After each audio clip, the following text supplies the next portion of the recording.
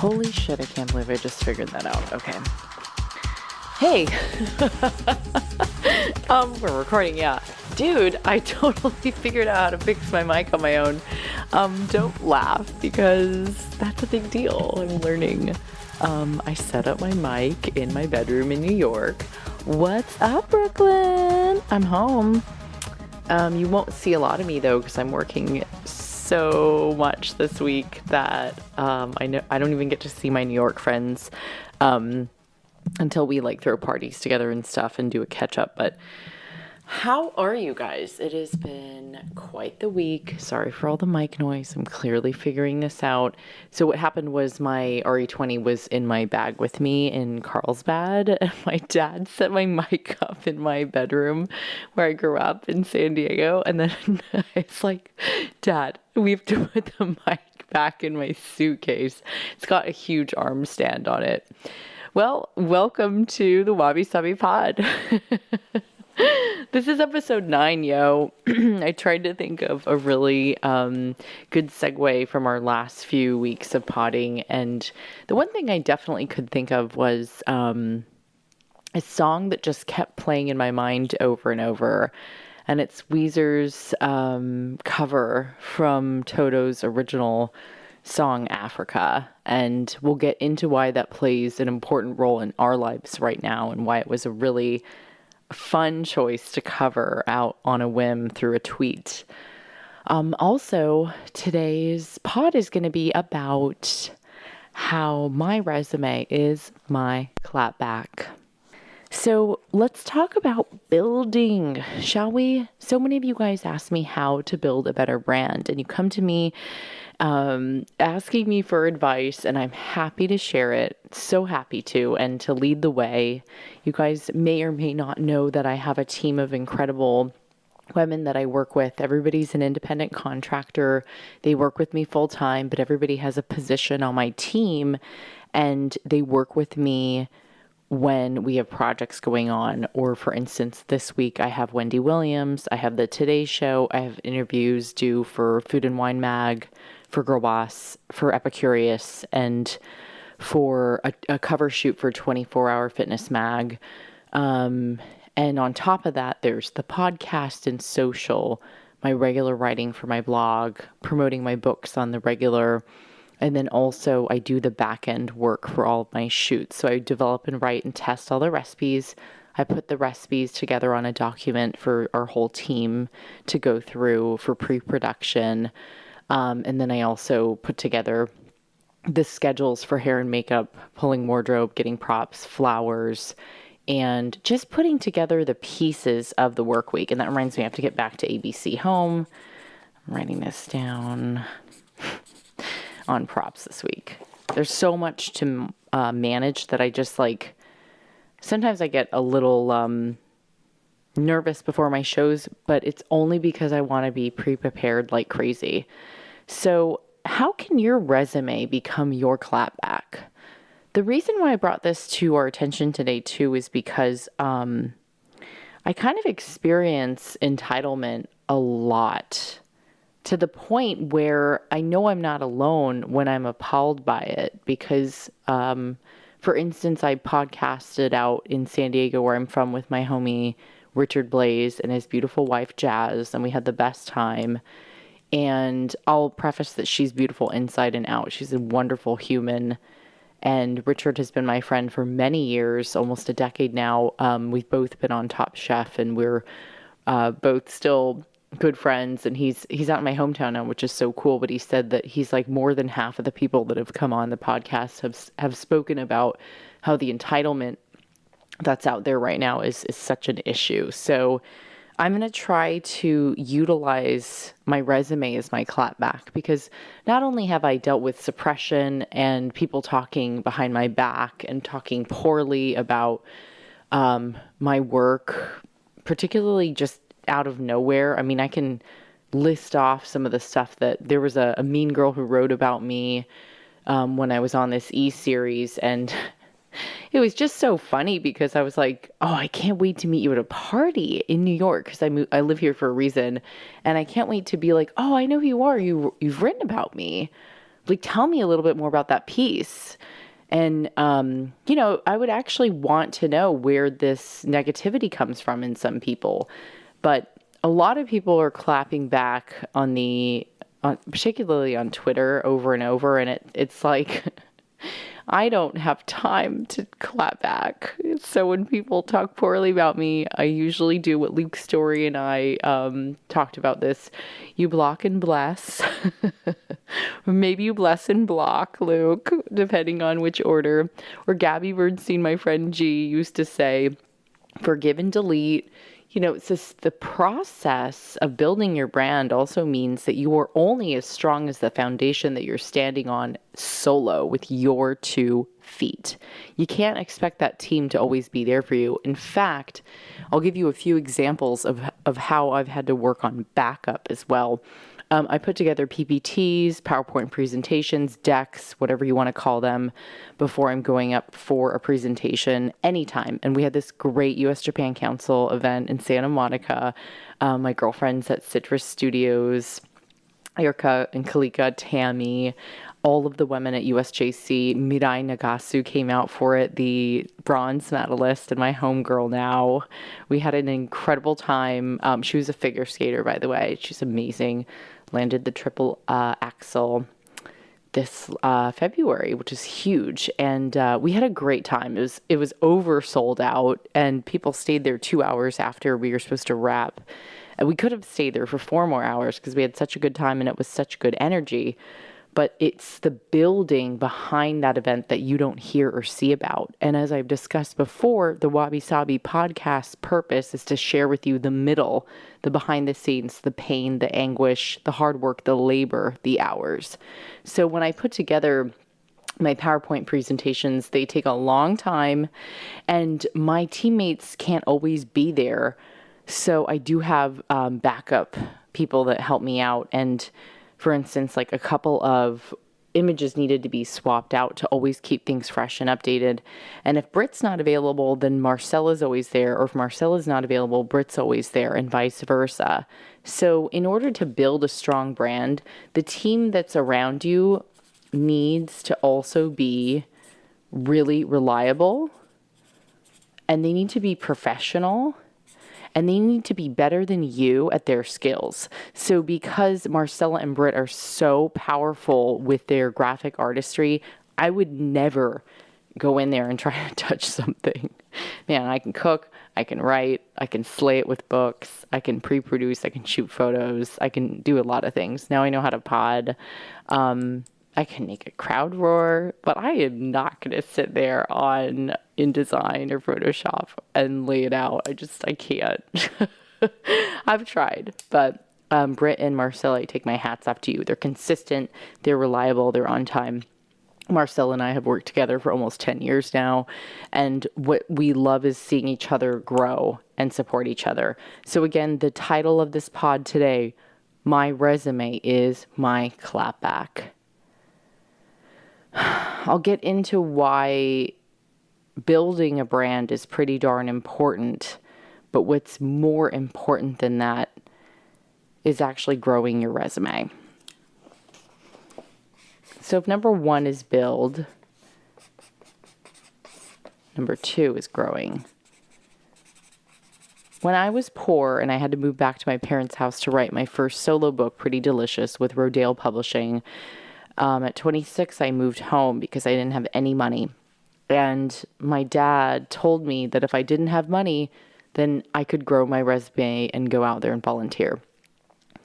That's where the entitlement never happened in my family until I got to that age where I thought everybody owed me for everything, which is your glorious 20s. Oh my God. And those of you who are going through that, it's good to check yourself. You're going to get a lot of humility bumps in the road, and you're going to hit a lot of fucking humility walls, and you're going to hit a lot of humility floors, and you're going to hit your knees on that humility floor, and you are going to remember what shit felt like when you hit the humility fan. Because humility is like a slap in the fucking face. A good one. Like one of those crisp slaps. Do you remember the bad guy in Kindergarten Cop a long time ago? His name was Mr. Crisp. Me and my best friend from high school or junior high, Courtney and I, we talk about Mr. Crisp all the time. Anyways, side note, if you watch that movie, though, it's hilarious. You don't need to watch that movie. Anyways, about when I'm talking about growing your resume, the humility that you can gain when you're poor, when you're broke, when you're struggling, when you're earning your stars and stripes right now, that's stuff to note. Take notes on these moments in your life because humility is so important to embrace. It's not something you can see. You can't cut the air with it. It's just found in one's soul. And what the opposite of humility is pride and ego. And you know what? People that let their pride and ego get in their way, which I have before, just so you guys know, those people, though, will never make it. And I'm reminded of that when I'm going through a painful time. And I do want to note nothing was easy, and I still struggle almost every day.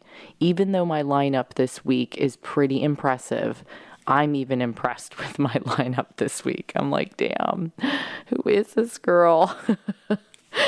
That's humility, by the way. That is my humility coming into play because I've hit the floor so many times. I've hit the ground like on my knees so many times. I have prayed to Jesus and God and the universe and Buddha so many times. I have asked God to show me the way and the path. When I'm building my resume, I am sweeping floors. I am taking the trash out. I'm going to help those at the bread line who don't have any food. And you know what? I need to go and do some volunteer service very soon because what it does is it fills up your character and your heart. And those two things also need to be banked. It's not all about your bank account. Sometimes it's about character, humility, love, grace, empathy, compassion. Those are things you have to have in order to make it.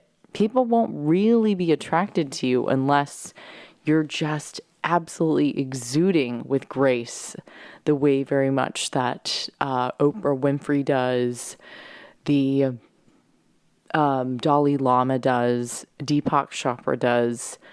I would even look at somebody like Brene Brown and her work. It's so incredibly beautiful to watch women start to really take their mask off and write from their soul and finally just take their mask off and say, this is me unapologetically. But I can guarantee you that every one of those people that I just named off, and there are many more, have number one, built their brand, built the team around them, had very reliable and smart and talented people surrounding them, more talented than themselves. And number two, they grew their resume. Oprah's resume is a scroll. I mean, Deepak Chopra has written more books than anyone else I know.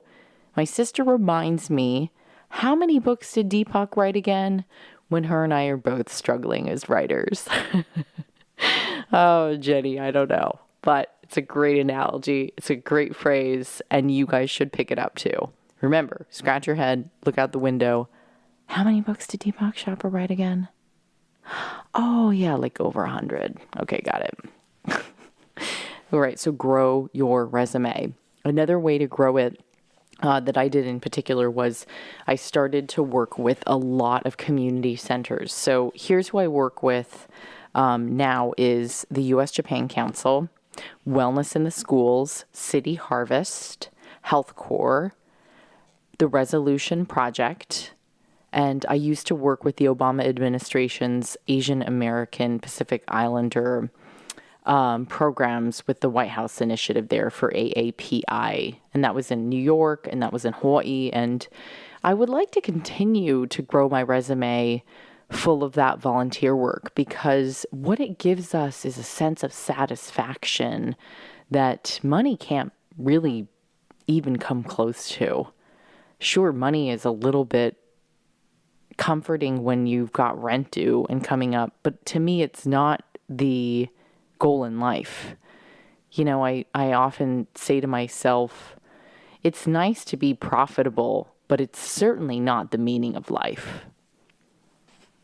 nice to be profitable, but it's certainly not the meaning to life.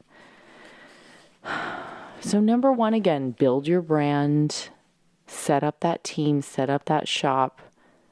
And then number two, start growing your resume. Like, what are you going to do to start making your resume just flow? I'd like to work more with soup kitchens, those who are hungry and in need. I'd like to work with the Salvation Army more. And I think my dad does a really good job of keeping me in check.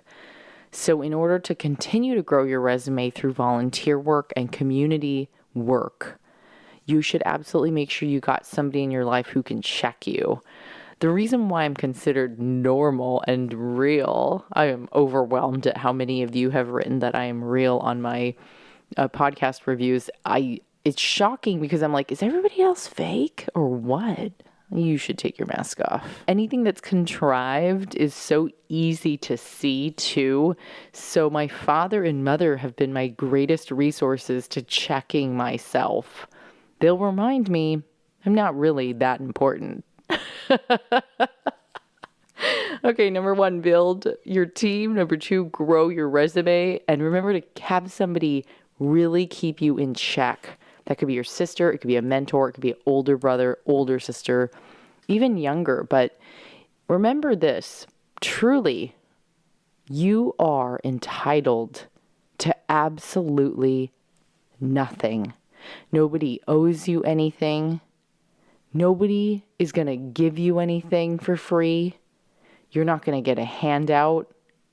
And you certainly are not going to make it by acting entitled. So I would slap that entitlement right out of you now and start working on your resume. Your resume is a solid foundation to building your blueprint. And if you have nothing to stand on, how could you ever grow your empire? Keep that bricklaying stable and strong. That leads me to number three, which is consistency. So when you're consistent in your work, I think it really is important to stick to what you do well. I knew that I could write recipes and develop them and cook and test and share gorgeous food imagery with you better than anybody else. And that wasn't something that I planned. I just followed my passion. And when I invested in myself, and I virtually am like taking loans out to go to culinary school in my 20s, like 22, put myself in serious debt because I said, well, no one else is paying for this. I love cooking and I'm going to go to culinary school because it is my calling and passion. And no, like that Julia Child movie wasn't out yet and about blogging and food, and like Twitter wasn't out yet, and neither was Instagram. So it's just kind of bizarre because a lot of people are getting into things because they think it's good for the gram or good for their image, or they think it's cool, but they're not going out and getting real life experience.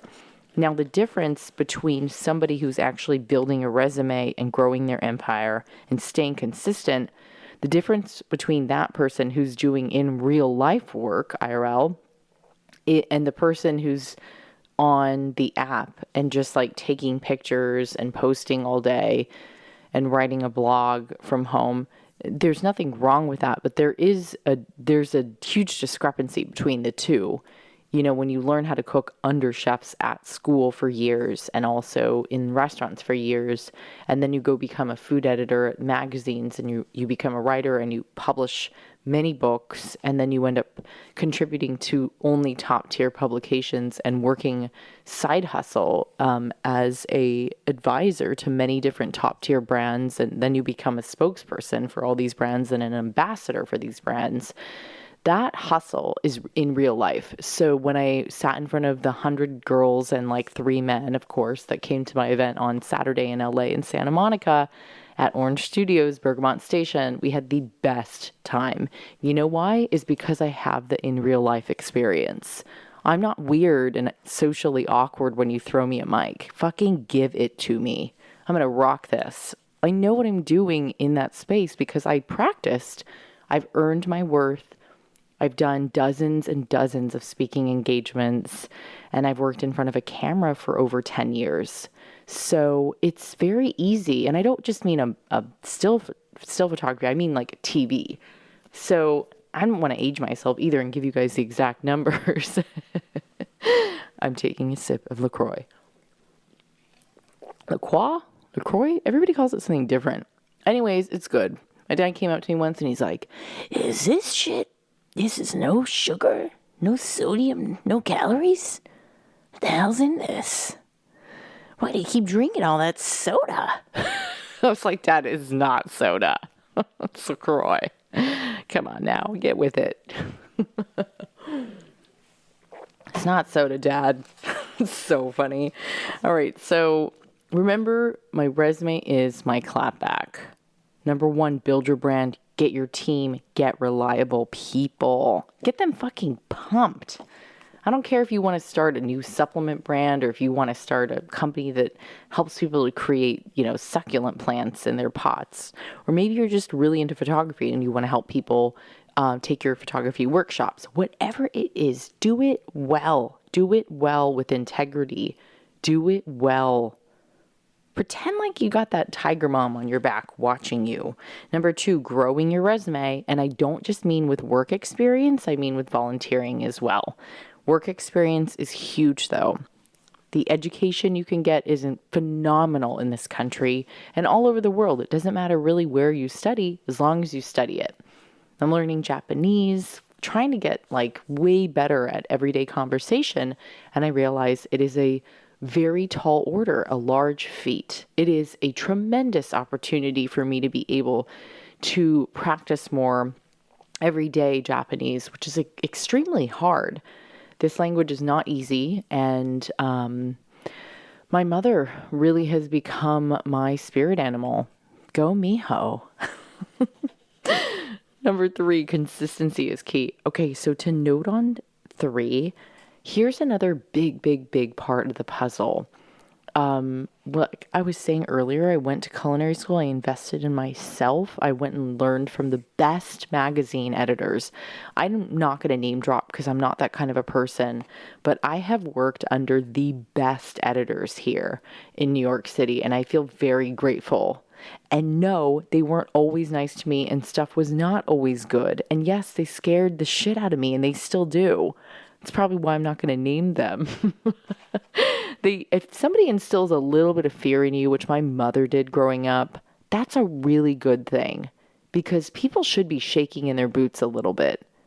Check yourself and check your ego because humility is what's in. Kindness is what's in. Compassion. People have shit all over me my entire life, including recently some people I thought were my friends. And it wasn't even that bad. Sometimes the most painful stuff was just a falling out with a girl who's in my friend group, and we were thick as thieves. So when that happened, it was like cutting. That for me, that was like a knife to my heart because as an empath who really has gone through trauma also with somebody abandoning me before, that stuff is really hurtful. And you cannot assume that one who is killing it in their work is doing really well emotionally at home. There's just different play. How do I say that? Different play. Okay. Why do you guys listen to this podcast for real? We have a cult following now. I'm shocked. Number 3, consistency. Don't lose sight of your goal. My goal was always to be the best food and wellness writer that I could be in New York. And even though I moved here almost a decade ago, I'm still doing just that. Sure, I'm going to launch my matcha beauty brand. I'm going to end up hosting some sort of a series. Maybe I'll even have some kind of a new publication or downloads come out soon where you guys can get more coursework on how to build a real deal wellness brand. But I also think it's important for us to stick together and be thick as thieves in the field of consistency. Do that work. Stick with what you know. If you are an esthetician by trade, I urge you to learn as much as you can about your craft. Sometimes I go to my friends who do skincare on the regular as estheticians, dermatologists, you name it. Even nutritionists can really help with skin. And I learn so much from them. I'm always amazed.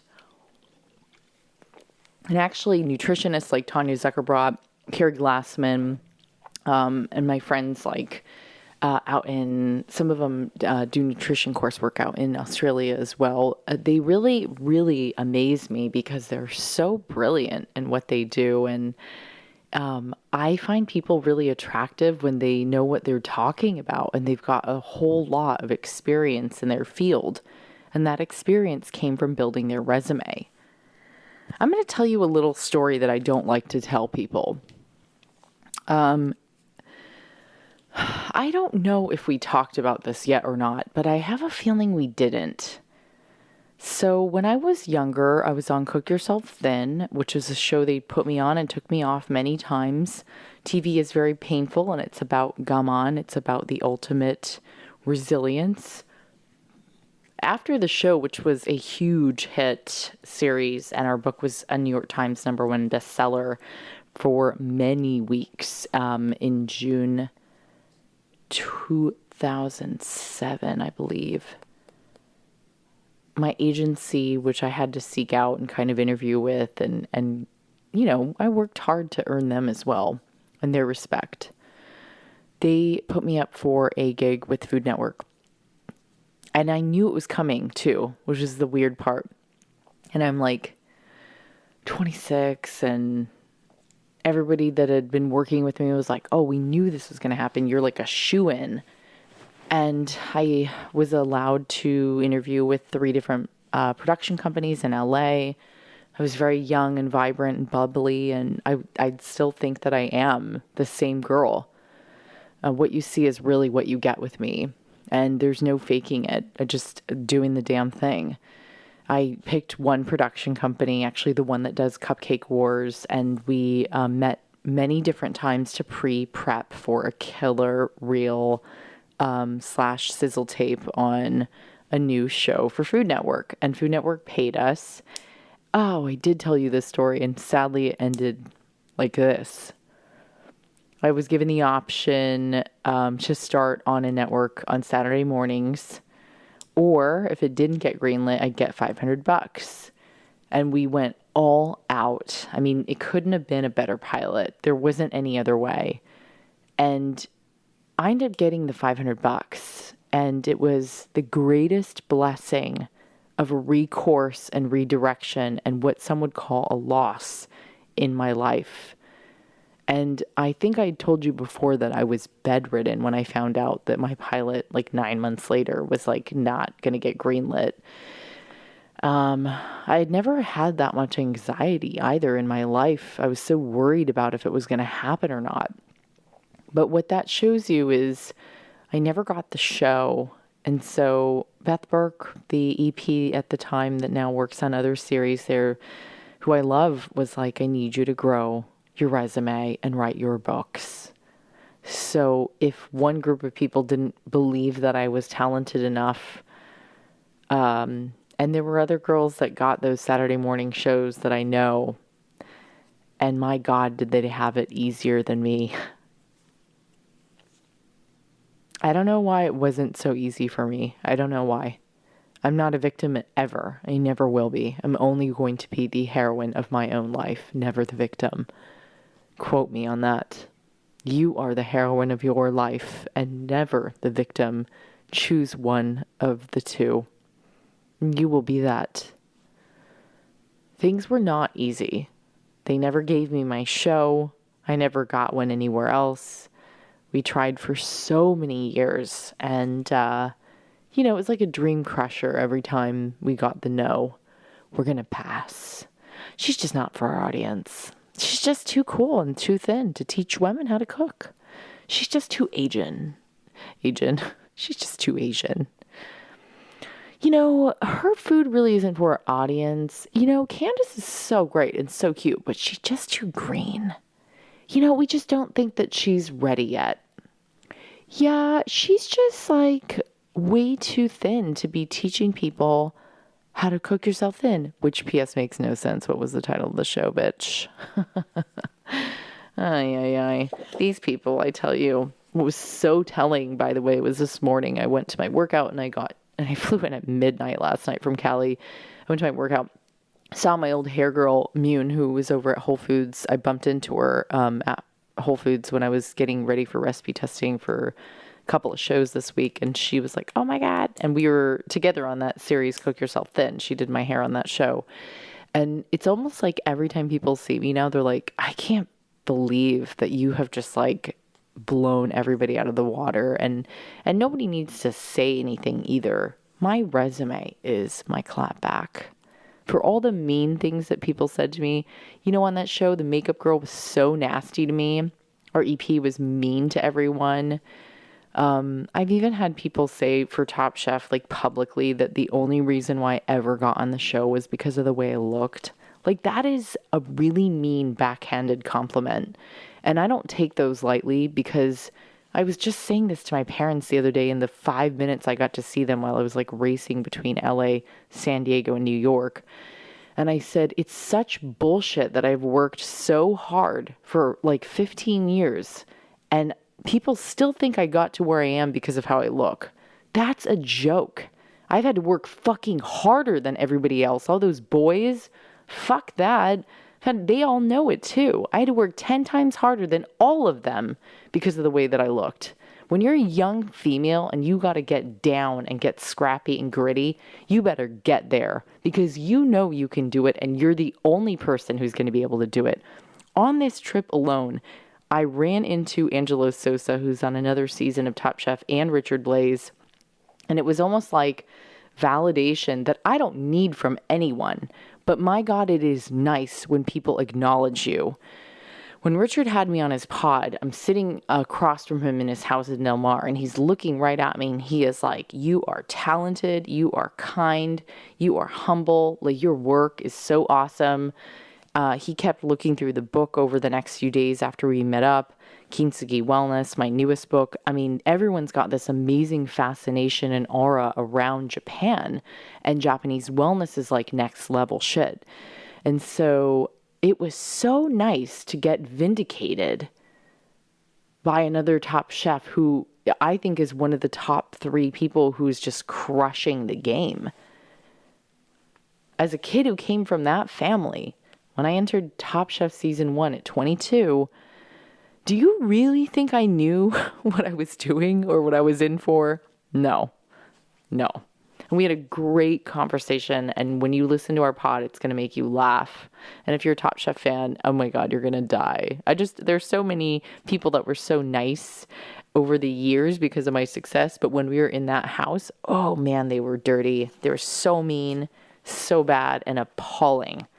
Remember, entitlement, ego, and pride are going to get you nowhere. They will get you nowhere. Now, we talked about building your brand and the team around you and how reliable everybody needs to be. We talked about how you need to grow and develop and let your resume blossom much like a flower. Can you see how fast my brain works? It's incredible. I said the word blossom before I even was getting there. Let it blossom. Do not get frustrated by the setbacks. One of the greatest skills that I've ever learned was to use all of those mean things that everybody said about me over the years. She's too thin. She's too cool. She's not for our network. She's too Asian. She only cooks Asian. She can't cook Asian on our show. She's not for our audience. She's too pretty. Oh, I've heard that before. That's funny because I'm not even that pretty. And P.S. like, no. Like, why would you tell a woman that anyways? Like, that's just straight up rude. And yeah, I've been through the ringer. Like, I can't tell you how hurtful and disgraceful and dishonorable and disruptive and very unexpected this whole marathon has been. But consistency kept me going, and it fueled me. Use that dirt that people say about you Use all the naysayers and all the people that doubt you. Use them as your fuel. They are your forever catalyst to success. Leave them in the dust. Bye, Felicia. My resume is my clapback. Nothing is needed. No talk, no bullshit, no clapback. My resume is my clapback, and my resume is strong. I stand beside that proud, with no ego, with grace. My resume is my clapback. You guys say that to yourself and start building it. I want to see more of you because I know exactly who you are when you're listening to this. I DM with all of you all the time because it is my job to be real. I will not be another way. I don't know another way. My resume is my clapback. The greatest thing you can do to all those naysayers is be successful, be happy, be compassionate. It will drive them crazy. I want to recap a little bit on my week before I get to my number 4. Because we rushed at the beginning. Because I was like recording and I didn't feel like stopping it and re-recording. Oh, first of all, we got this amazing piece in Oprah Mag, bitches. Oh my God, she's the best. August issue. I have a piece called Flaws and All that I wrote with them. It's the Eastern outlook that might just help to improve yours. It says, ever consider that you're better for the wear? That's the concept behind kintsugi, a Japanese art form in which broken pottery is mended using lacquer that's then dusted with golden powder.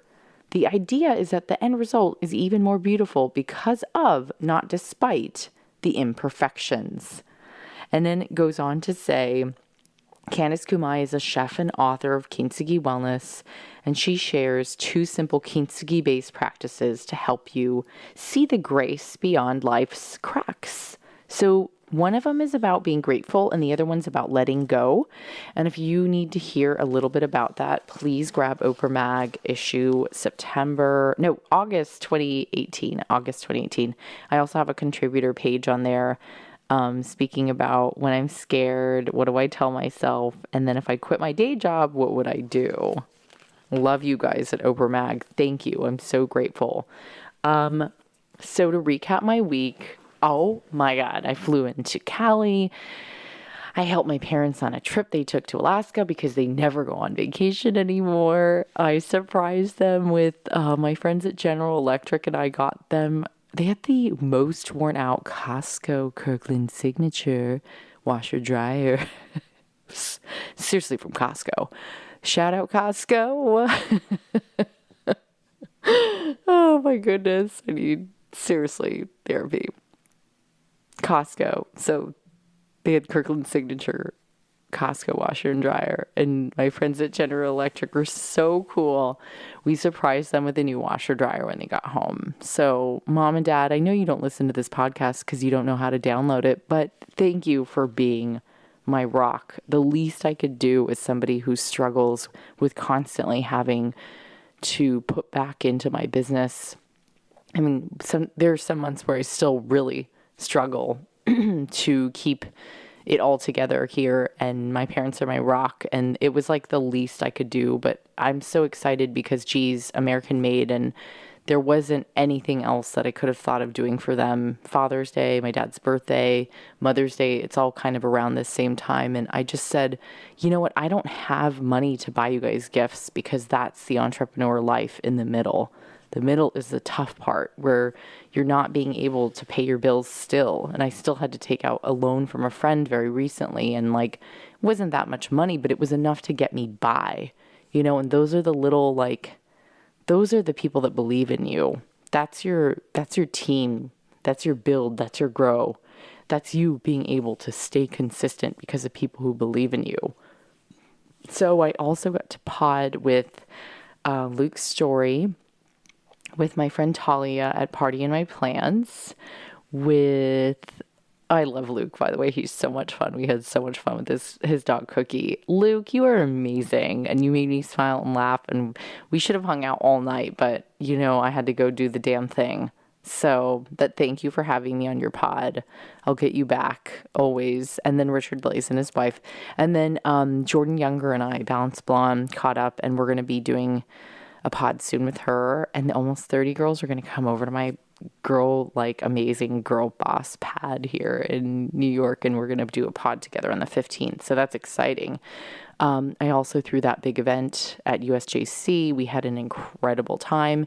If you guys are interested in joining the US-Japan Council, please check out their website and click on membership. Again, it's the US-Japan Council. We bridged the gap between the two countries because there is a beautiful relationship that has just blossomed between both parties, both sides, both countries, that has once been broken open. So the US-Japan Council is a form of kintsugi art and wabi sabi. We will always be perfectly imperfect and honor one another, support and uplift one another. And Tammy and Erica, I love you both. You are both such special women in my life, my hands on my heart. I am so grateful for us putting together that event. There are women in that audience who said that my books had saved their lives in the hospital, to women who were in the Air Force that grabbed me and said, I can relate to you more than anything in the boys club, to just incredible smiling faces who were Japanese, Polish, German. They were from Australia. I mean, we had everybody from all over the world come, and I was so excited. Girls even came out from Kansas. I was like, wow. It was the first time, you guys, legit real, that I had ever had that kind of a line for a book signing. And I want you to know I'm on book number 6. When you write your first book, it's not that glorious where you have this humongous line out the door. Maybe if you're, the Dalai Lama, or it does happen sometimes for some people. But for me, my climb was very, very gradual. And so I'm living proof that if you keep going, stuff's going to happen, but you do need to be very patient. Again, my resume will be my clapback. And when I was sitting there in that line, I was so happy to be around the girls and the women that had all been through struggles and who'd all been through Wabi Sabi with their perfectly imperfect lives, just staring at Mirai Nigasu and I, two women who are both Japanese American, very proudly, but also very open about our struggles. And I think that what we both found was that the more honest and real we are with all of you, and how we can be with our community and mingle one-on-one together, I mean, that is precious and valuable. And might I add, it doesn't happen a lot anymore. A lot of public figures go to events and they just leave. They get on stage and then they sneak out. And of course, if you're very, very high level, there's tightened security and things like that. But I think there's something artistically special about still being able to connect with your reader, with your viewer, with your fan, with your listeners. All of you, to me, I have nothing if I don't share or help you. So my week was crazy. I also had to write 6 different sushi recipes for various shows coming out this week. And my mom and dad helped me pack up the car with the Vitamixes and all the gift bags. And I want to thank everybody who came out and helped to donate gifts to all of our amazing readers and listeners who came to the event. I'll be doing many more, so stay tuned on my Instagram at Candice Kumai. I also want to say that I learned a lot this week. I didn't do a lot of thinking about what I should say on the pod. I do that anyways. I did it on the subway today in Brooklyn. I did it while I was sweating my ass off, packing and putting up that whole event with Tammy and the team there, volunteers. You guys are amazing. I do all the behind the scenes. I don't sit around and demand and have people please do this or do that and call out, task. I got to do it. I got to put my hands in it. I got to get gritty. I got to get dirty. I got to get in. I'm an artist. There is a difference between somebody who tells everyone what to do and puts their name on it, and the person who just really wants to put their head down and work. I'll never really clap back at anybody, guys. That's why my resume will stand strong. My resume will always be my clap back. Okay, so we're going to move on to romance. This is like, why is that on my, oh yeah, that's why it's on there. Duh. All right, so we're getting to the Toto song that Weezer covered. So the reason why I thought this is important for today was that a lot of us think that romance is tied to another individual all the time, but your love story could be so much bigger and broader. You don't have to get married young. You don't have to have kids young. You don't have to get settled down young and buy a house and do everything. You can also see the world. I'm going to read to you something I thought was pretty remarkable because I kept hearing the Weezer song over and over when I was in LA. And it was like, dude, this remake is amazing. And I'm a huge fan of Toto's original song, Africa. But when Weezer covered it, it was like taking it to another level. So about the original song, David, I believe it's Paich, was explaining the song. It's about a young white boy that is writing a song about his love for Africa. And he's never been there, so he can only remember what he's seen from TV. And he said he was watching a late night documentary on TV when he was younger, and he saw the deaths and the suffering of the people of Africa. And it appalled him, and it also moved him. And what he finds is that he develops a love for a continent, in this case, Africa. And he says that it's about a person that's getting ready to fly for a missionary. And as a child, he attended Catholic school, so he saw his teachers go out for missionary work in Africa. And one of them explained something really cool that I read in The Guardian, and it said, they told me how they would bless the villagers and their Bibles, their books, their crops, and when it rained, they'd bless the rain. That's where the hook line comes in the song. I bless the rains down in Africa. That's where it came from. I bless the rains down in Africa. So, hey, I'm not going to sing for you guys. I bless the rains down. I'll play it for you. There's a lot of us that are out there right now that think that we have to conform to what everyone else is doing for some reason. Now, when I'm working on my career and my resume, my work is actually my true love. Cooking was always my first true love. My work and my life is my love.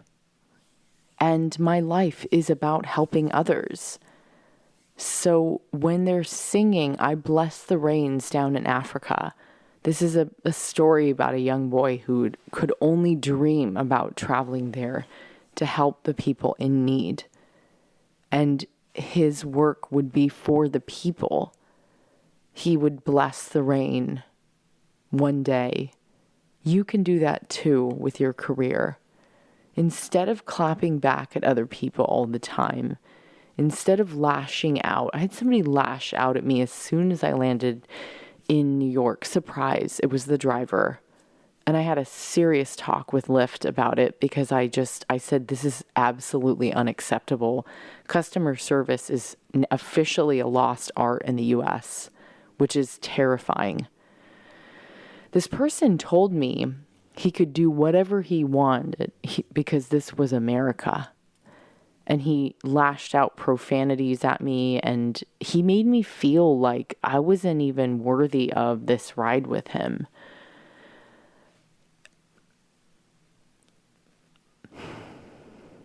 I didn't grow up like that. My parents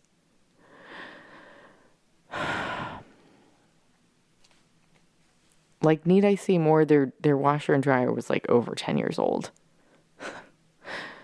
And they're so reasonable, and they like to reuse and fix and recycle, and by no means are they financially strapped, but they're really humble. When that man uttered those words to me, I inside said, "Excuse me? Whoa, what?" America is not about entitlement and that we're better than anyone else, because we're not. The true spirit of America is just bringing together all different types of people, and no one's better than anyone else. No one. My father said that when my mother and him got together, the thing they agreed to disagree on would be religion. Nothing would separate them. Love was what brought them together in the end. And so, while number 4 in my resume is my clapback is romance more of your work and your life to help others, remember that your love story doesn't have to be with another person. Your love story can be with your work. Cooking will always be my first love. It might be my strongest forever. My mother's true love is gardening, and I watch her do it all the time in the backyard. My father's love is for cycling, and I watch him do it for about 13 miles a day. And he's like, 65. Go get it, Dad. You still look like better than Jeff Bridges. The dude. My sister's true love is her cycling shop, and she's just so humble and cool. She doesn't talk to me much, but I think about her all the time. As a single girl who really enjoys my single life, traveling has been my other love. I really enjoy the thrill of meeting new people in a new country with new food and going solo, being surprised, making new friends, drinking local wine, local beer, local vodka, sake, going on hikes with the Japanese, going on magical adventures with my ancestors in Japan. I mean, I just got back from Italy and had the best time. I'm going to read you the lyrics from the song because it is so special.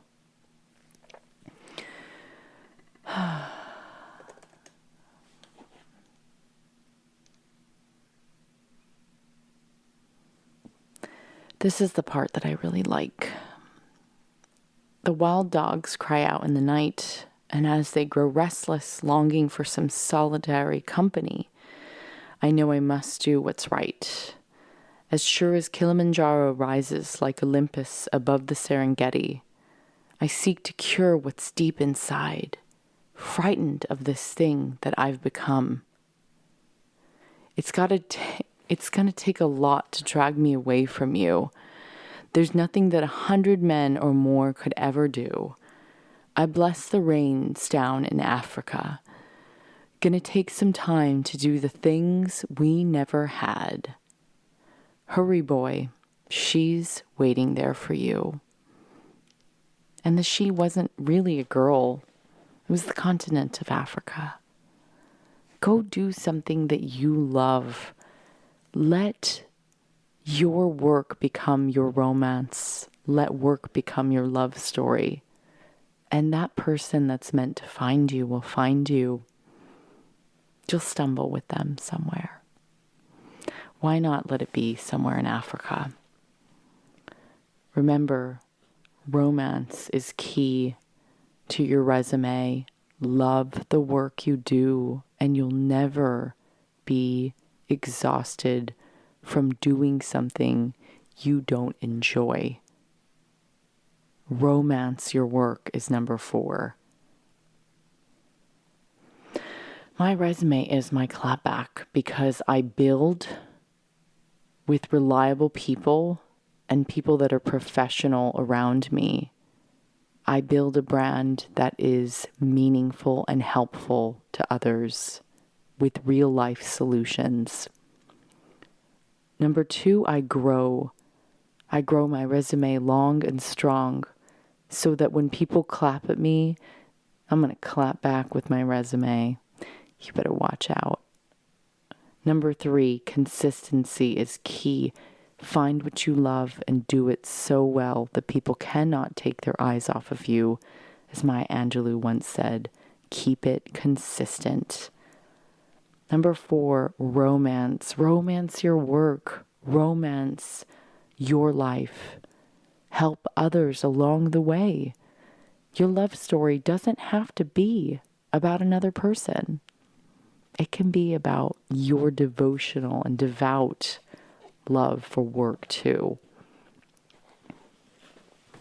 Now, lastly, I'll give you a little bit on wellness, beauty, and cooking, as always. So, for wellness, my shout out goes to OMAG this week, where they wrote about flaws and all, and we shared the true meaning of Wabi Sabi, how you and your life is perfectly imperfect. Go check it out, the August issue. For beauty, I met an amazing girl named Candice also, who created a handcrafted beauty bar chocolate, and she shared them with me, and they're so yum. And you can find them at beautybarchocolates.com. They're made with really impressive ingredients, and they taste amazing. So again, that's beautybarchocolates.com. Thank you, Candice. I love it, and you are sweet as pie. Cooking, it's all about sushi this week. Oh my God. I have to reiterate to you guys some notes on what I'm going on for work. So today's show is going to be the 12th, this Thursday, July 12th. I'm going to be on with, I hope, Kathy Lee and Hoda at the 10 a.m. hour. Please watch. For cooking this week, it's all about sushi, and we're going to be making onigirazu, which is sushi sandwiches, and maybe even my matcha dark chocolate cake. It's vegan and gluten-free, but we won't tell them. Cooking is also about making sushi with Wendy. I'll be cooking behind the scenes 3 different delicious rolls, a temaki roll, a collard green vegan roll, and also a delicious mango avocado roll that's inside out with shrimp tempura on Wendy, and the episode will probably air August 1st. So don't forget to tune in to the Today Show, July 12th. That's this week. I also have exciting news about Kintsugi Wellness. The book is being picked up in 9 countries, and I'm really going to try my best to develop a series of podcasts and maybe even a video series on going to all 9 of those countries, including Saudi Arabia, Turkey, the Czech Republic, Portugal, Brazil, China, Russia, Poland, and I always forget like one in there, but I hope Greece is in there too. I think it is. Come on, Italy, you got to just pick that book up. Oh my gosh, I always think I'm going to have a short pod. It ends up being really long, but I hope you guys bless the rains in Africa and work on that resume. It's your love story. It's your comeback kid. It's your strength. It's your honor, it's your dignity, and it's the place where you belong on paper in real life. Your resume is your clapback. Love you guys. Have an awesome week, and don't forget to leave your ego at the door. Ciao.